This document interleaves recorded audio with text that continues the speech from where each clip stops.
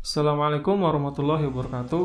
Perkenalkan, nama saya Anton Pravanto, peserta nomor 9 Latsar CPNS Puslatbang KDOD LAN Samarinda tahun 2020.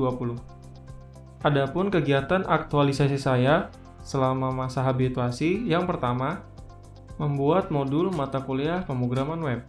Tahapan pertama dari kegiatan ini yaitu membaca dan mempelajari RPS mata kuliah pemrograman web.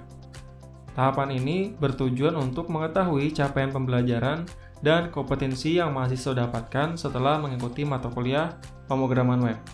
Tahapan kedua, melakukan diskusi bersama dosen partner mata kuliah pemrograman web. Tahapan ini bertujuan untuk mencari format terbaik terkait dengan rencana kegiatan yang sudah dirancang sebelumnya.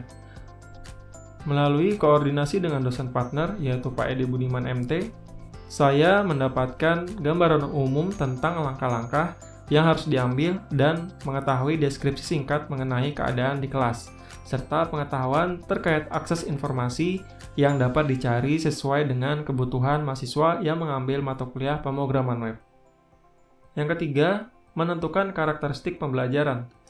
Tahapan ini bertujuan untuk membuat modul dengan susunan terbaik agar dapat dengan mudah diikuti dan dimengerti oleh mahasiswa informatika pada masa pandemi saat ini. Sehingga saya memilih karakteristik self-instructional pada saat menyusun modul mata kuliah pemrograman web. Pada modul yang dibuat terdapat tujuan pembelajaran dan menggambarkan standar kompetensi yang akan diperoleh mahasiswa. Memuat materi pembelajaran yang dikemas secara spesifik sehingga memudahkan mahasiswa mempelajari secara benar dan tuntas. Terdapat contoh dan ilustrasi yang mendukung kejelasan dalam pemaparan materi pembelajaran dan penggunaan bahasa yang sederhana sehingga mudah dipahami. Tahapan yang keempat yaitu menentukan elemen mutu modul pembelajaran. Tahapan ini bertujuan untuk menentukan elemen mutu modul agar sesuai dengan mutu yang berlaku saat ini. Dalam menentukan elemen mutu tersebut, penulis mempertimbangkan format modul seperti penggunaan kolom tunggal atau multi yang harus sesuai dengan bentuk dan ukuran kertas yang digunakan. Format kertas secara horizontal atau vertikal harus memperhatikan tata letak dan format pengetikan, menggunakan icon seperti gambar, cetak tebal, cetak miring, dan lain sebagainya, agar mudah dibaca dan isi materi pembelajaran disusun berurutan sehingga memudahkan mahasiswa memahami materi pembelajaran. Tahapan terakhir dari kegiatan aktualisasi pertama ini yaitu melakukan tinjau ulang dengan dosen partner. Tahapan ini bertujuan untuk melihat kesesuaian persepsi antar saya dan dosen partner sehingga nantinya modul yang dicetak ataupun yang disebarluaskan ke mahasiswa dapat sesuai dengan keinginan dosen mata kuliah pemrograman web. Tanpa adanya tahapan ini, penulis tidak dapat mengetahui kekurangan konten modul dan menyamakan persepsi antar dosen partner. Masuk ke tahapan kedua, yaitu membuat video pembelajaran mata kuliah pemrograman web. Adapun tahapan-tahapan dari kegiatan kedua ini, yang pertama melakukan diskusi bersama dosen partner mata kuliah pemrograman web. Tahapan diskusi ini bertujuan untuk mendapatkan persetujuan dan menyamakan persepsi dalam pembuatan video pembelajaran mata kuliah pemrograman web. Tahapan kedua yaitu membuat naskah untuk mendukung proses recording menggunakan PowerPoint dan Word. Tahapan ini bertujuan untuk membuat naskah yang mendukung proses recording video pembelajaran sehingga materi dapat disampaikan dengan baik dan tepat waktu. Tahapan ketiga, melakukan perekaman video menggunakan perangkat lunak OBS. Tahapan ini bertujuan untuk merekam semua aktivitas pembelajaran secara detail, langkah per langkah sesuai dengan yang sudah direncanakan pada naskah. Pada saat melakukan kegiatan ini, saya mengaktifkan beberapa peripheral yang dibutuhkan untuk memberikan detail pada saat recording, seperti display capture, audio input capture, dan kamera capture. Tahapan keempat, melakukan editing suara menggunakan perangkat lunak Audacity. Tahapan ini bertujuan untuk membuat suara yang direkam melalui OBS menjadi lebih jernih, jelas, dan volumenya lebih besar dengan melakukan beberapa langkah penerapan sound effect. Tahapan yang terakhir yaitu editing dan rendering video menggunakan perangkat lunak Kdenlive. Tahapan ini dilakukan untuk memperbaiki konten dari video yang dihasilkan dari recording perangkat lunak OBS dan juga Audacity.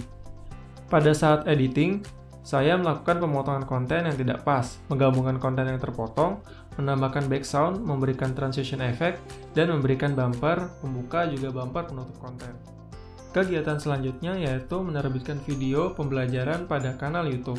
Tahapan pada kegiatan ini yaitu melakukan unggah video berdasarkan jadwal mata kuliah pemrograman web ke kanal YouTube.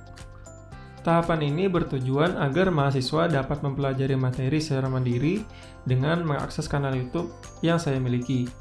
Video pembelajaran yang diupload setiap minggunya dapat diakses secara fleksibel oleh mahasiswa karena sifatnya publik, dan tidak ada batasan berapa kali mahasiswa mengakses ataupun mengunduhnya. Ditambah lagi, untuk mata kuliah pemrograman di masa pandemi ini, mahasiswa diharuskan hands-on lab secara mandiri, tujuannya agar materi yang disampaikan dapat lebih mudah dipahami. Tanpa adanya tahapan ini, mahasiswa akan kesulitan mempelajari banyak coding, karena apabila menyampaikan materi melalui meeting via perangkat lunak Zoom, akan banyak memakan waktu, kuota mahasiswa, dan memperberat kerja laptop ataupun komputer mahasiswa ketika melakukan coding. Kegiatan keempat, mengadakan perkuliahan secara daring menggunakan MOOCs, Mula Warman Online Learning System.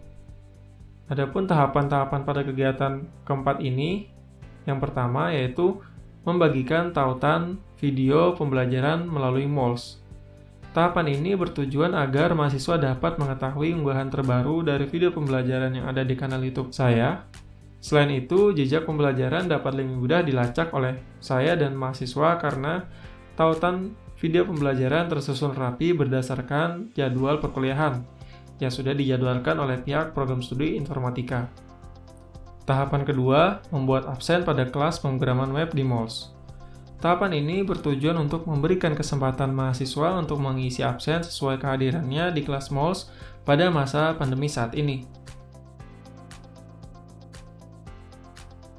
Sesuai surat edaran di lingkungan Fakultas Teknik tentang mekanisme pembelajaran daring nomor 5391/UN17.9/DT/2020, mahasiswa yang kehadirannya di bawah 80% tidak diperbolehkan mengikuti UAS.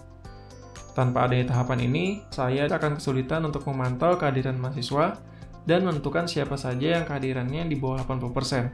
Kegiatan terakhir pada aktualisasi saya yaitu mengadakan ujian atau kuis daring. Adapun tahapan-tahapan dari kegiatan terakhir ini yaitu membuat soal post-test menggunakan Google Form. Tahapan ini bertujuan agar soal-soal post-test dapat tersimpan dan digunakan secara daring, sehingga post-test dapat dibuka kapanpun dan dimanapun oleh mahasiswa maupun saya. Tanpa adanya tahapan ini, saya akan kesulitan memanajemen kegiatan post-test karena pada saat pandemi ini perkuliahan secara penuh dilakukan secara daring. Tahapan kedua, melakukan penilaian secara online dan otomatis menggunakan Google Form. Pelaksanaan tahap ini dilakukan agar penilaian post-test dapat diketahui secara langsung oleh mahasiswa dan juga saya, sehingga terciptanya transparansi penilaian. Transparansi ini dibutuhkan supaya mahasiswa dapat melakukan introspeksi diri sehingga dapat meningkatkan semangat belajarnya. Dan bagi saya, dapat dijadikan acuan agar menjadi feedback perbaikan dalam penyampaian materi. Tahapan terakhir yaitu mengadakan kuesioner penilaian proses perkuliahan. Tahapan ini bertujuan mengetahui penilaian mahasiswa terhadap materi juga cara pembelajaran yang dapat dikatakan baru untuk model pembelajaran perkuliahan pada masa pandemi ini, dan memudahkan saya melakukan survei mengenai kepuasan mahasiswa terhadap dosen dan materi yang sudah diberikan. Hasil kuesioner ini dapat dijadikan acuan dalam memperbaiki metode pembelajaran, materi, dan pelayanan pada saat sesi perkuliahan berlangsung. Akhir kata, saya ucapkan terima kasih, kurang lebih mohon maaf. Assalamualaikum warahmatullahi wabarakatuh.